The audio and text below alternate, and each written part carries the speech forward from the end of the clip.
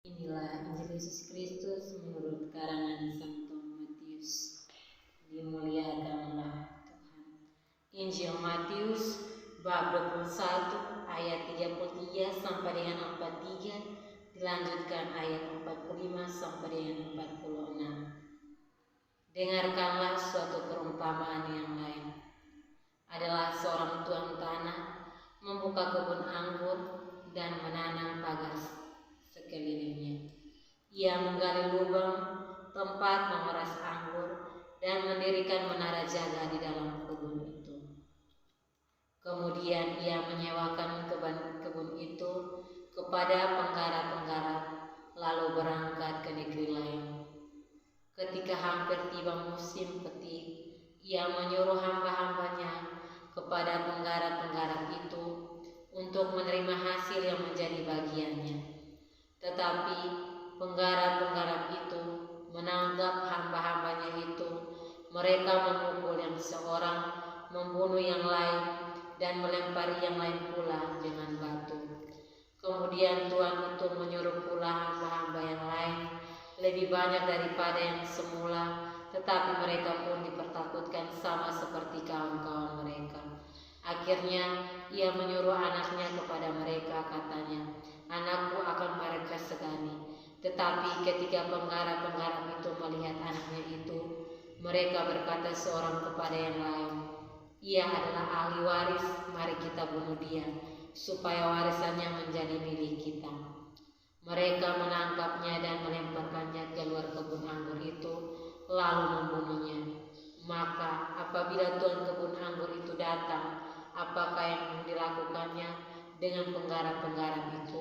Kata mereka kepadanya, "Ia akan membinasakan orang-orang jahat itu, dan kebun anggurnya akan disewakan kepada penggarap-penggarap lain yang akan menyerahkan hasilnya kepadanya pada waktunya." Kata Yesus kepada mereka, "Belum pernahkah kamu baca dalam kitab suci, batu yang dibuang oleh tukang-tukang bangunan telah menjadi batu penjuru? Hal itu terjadi dari pihak Tuhan, suatu perbuatan ajaib di mata kita. Sebab itu, aku berkata kepadamu bahwa kerajaan Allah akan diambil daripadamu dan akan diberikan kepada suatu bangsa yang akan menghasilkan buah kerajaanmu itu."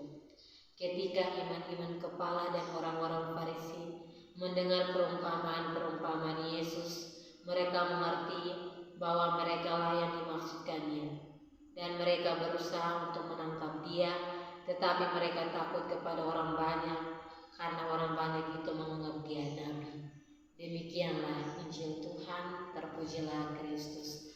Saudara-saudari yang terkasih dalam Kristus, judul renungan yang akan saya bawakan pada hari ini adalah kepercayaan.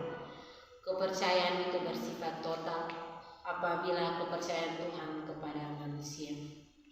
Dia melakukan segala sesuatu yang terbaik untuk manusia, laksana pemilik kebun anggur yang mengupayakan segala hal yang terbaik demi hasil optimal dari kebun anggurnya. Namun terkadang kita menjumpai suatu pengalaman yang ironis. Manusia kerasan dalam kejahatan dan kekeringan rohani serta pada hidup yang tidak terpuji. Manusia tidak terbenah diri dan bertobat, meskipun ada undangan pertobatan yang dibisikkan oleh Tuhan dalam lubuk hatinya. Saudara-saudari yang terkasih, kerap kesombongan itu bisa membelenggu kita. Kita yakin bahwa besok kita bisa bertobat dan menjadi lebih baik lagi. Namun, mengapa kesadaran untuk terbenah diri tidak bisa memaksimalkan untuk menghasilkan hidup yang terpuji? Saudara-saudari yang terkasih, Yesus menampilkan sebuah perumpamaan tentang penggarapan kebun anggur.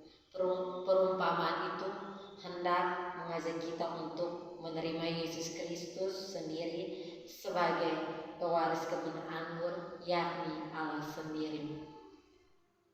Ketika Allah mengutus Yesus putranya, mereka menolaknya.